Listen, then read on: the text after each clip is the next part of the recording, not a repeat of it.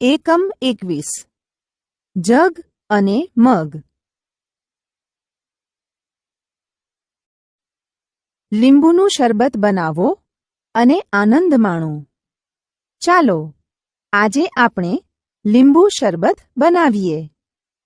લીંબુ શરબત બનાવવા આપણને જોઈશે અડધું લીંબુ, 1 ચપટી મીઠું, 1 ચમચી ખાંડ અને 1 પ્યાલો પાણી. જુઓ, હવે આપણે લીંબુ શરબત બનાવીએ. સૌપ્રથમ 1 પ્યાલો પાણી ભરેલો છે.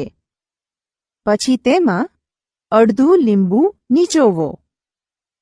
ત્યારબાદ તેમાં 1 ચમચી ખાંડ અને 1 ચપટી મીઠું નાખી ચમચીથી હલાવો. તૈયાર છે તમારું લીંબુનું શરબત. તો લો, મજા માણો તમારા લીંબુના શરબતની. દોસ્તો, તમે લીંબુ શરબત બનાવતા શીખ્યા. તો ચાલો કેટલુંક અનુમાન કરો. અડધા લીંબુમાંથી કેટલા ટીપા લીંબુનો રસ મળે છે? આખા લીંબુમાંથી કેટલા ટીપા લીંબુનો રસ મળે છે? કેટલા ટીપા લીંબુના રસથી 1 ચમચી ભરાય છે? મહાવરો.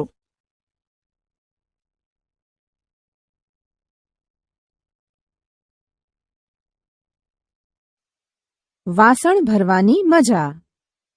સુનૈના અને જસપ્રીત રસોડામાંથી જુદા જુદા વાસણ લાવ્યા. તેમની પાસે 1 જગ, 1 પ્યાલો, 1 મગ, 1 તપેલી અને 1 વાડકી છે. તેઓએ 1 કપથી દરેક વાસણ ભર્યું. આ પરથી અનુમાન કરો કે કયા વાસણમાં સૌથી ઓછું પાણી સમાય છે. 1 વાડકીમાં સૌથી ઓછું પાણી સમાય. કયા વાસણમાં સૌથી વધુ પાણી સમાય? તપેલીમાં સૌથી વધુ પાણી સમાય. રાની અને દૂધવાળો. અનિલ દૂધવાળો છે. તે રાનીના ઘરે રોજ 1 સરખું દૂધ આપે છે.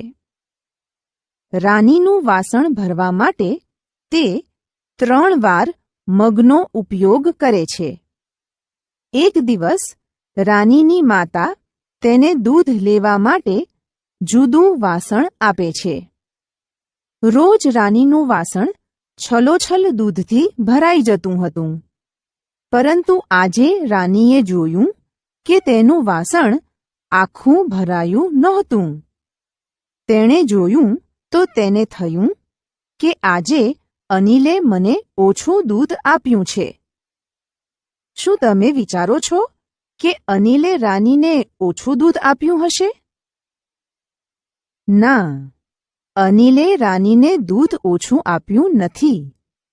પહેલા રાની દૂધ લેવા માટે નાનો લોટો વાપરતી હતી, જ્યારે તેની માતાએ આ વખતે તેને મોટી તપેલી આપેલી હતી.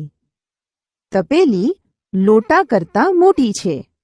આથી લોટામાં દૂધ છલોછલ ભરાઈ જતું હતું. જ્યારે તપેલી મોટી હોવાથી તે છલોછલ દૂધથી ભરાઈ શકે નહીં. મહાવરો.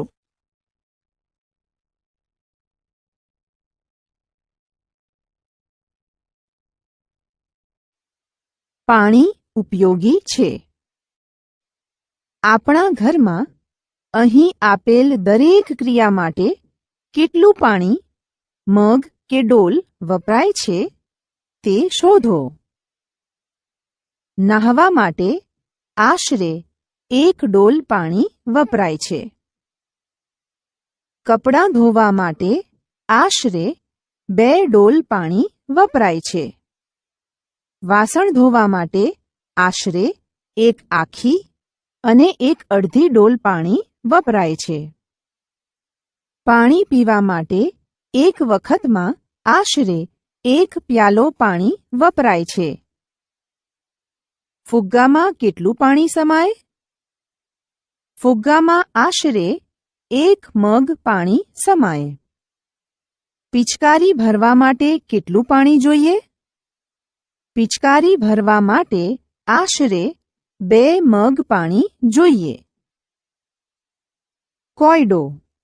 એક ઊંટ એક સમયે 9 ડોલ પાણી પી શકે છે.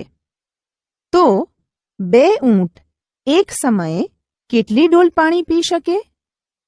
એક ઊંટ એક સમયે 9 ડોલ પાણી પી શકે.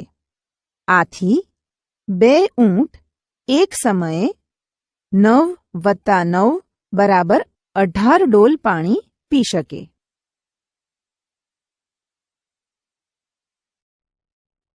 મહાવરો.